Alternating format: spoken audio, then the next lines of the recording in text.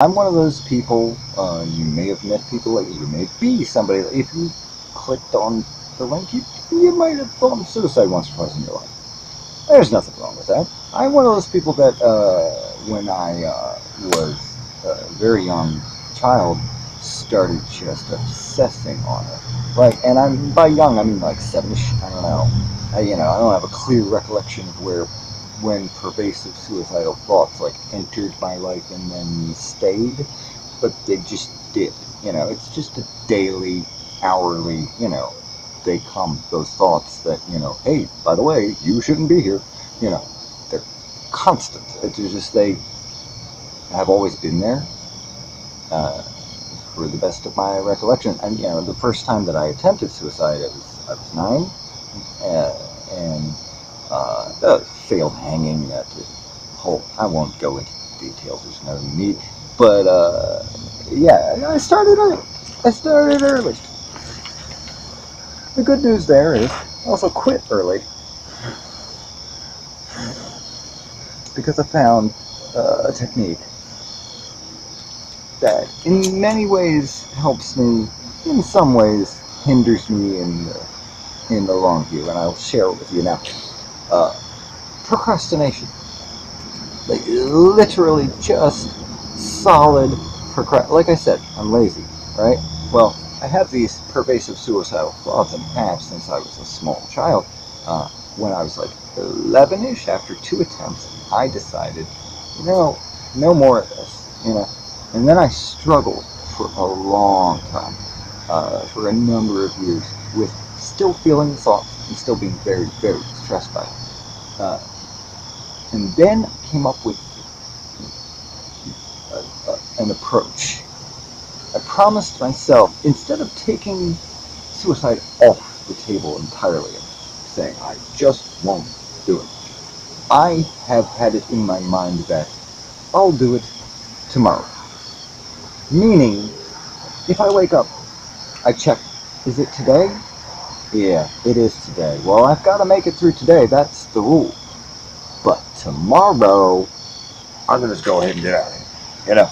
Tomorrow I reserve the right to just go ahead and do it. That way, it's worked out over time, over a lot of time, that I'm not judging myself so much about those thoughts being present. I'm not feeling guilty about those thoughts being present, and that's a big key to being able to stave off daily suicidal obsession. Like you have to just accept the fact that they are there and let them come and float away like transcendental meditation or something, or some such. But just what has worked for me is I promised myself I will do it tomorrow, and that's the rule. Since it's always today, I know it's just a dumb philosophical trick, but it's worked for me, and I've shared this with a lot of people, face to face over the years, and some of them have come back and said, hey, I was thinking about it and really considering it one day, and your voice popped into my head saying, hey, wait, just do it tomorrow. Just be lazy today. And, act on those thoughts tomorrow. And it saved people, like, there are people that, believe that they are here because of things I said. Really, it was their own strength. I was just unlocking it with the trick. But, but it makes, I don't know, it just, warms my heart that I might be able to make a difference. And it's also pretty selfish. It's like, if I have to be miserable and exist, so do you. You're not allowed to. That's an approach a lot of people take. If I gotta be here, so do you. So don't do it. But what I'm finding really is that technique, as well as having people that will hear you out and not freak out about it,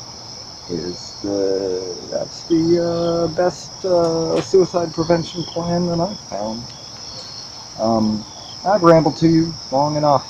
Why don't we'll cut to an old clip where I talked about suicide on stage. I might rehash some of this stuff, but It's fun to look back on. It's been a minute since I did the stand-up comedy on the reg. It's been quite a while.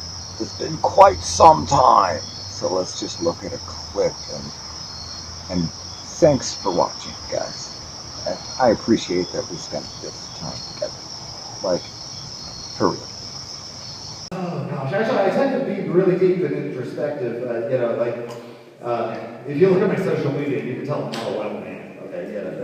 Okay, due to a lot of circumstances and factors, I'm at a much higher risk of completing suicide at one point in my lifetime. It's just a fact. Okay, it's just honestly, just honest fact. And my friends get upset, concerned about this one.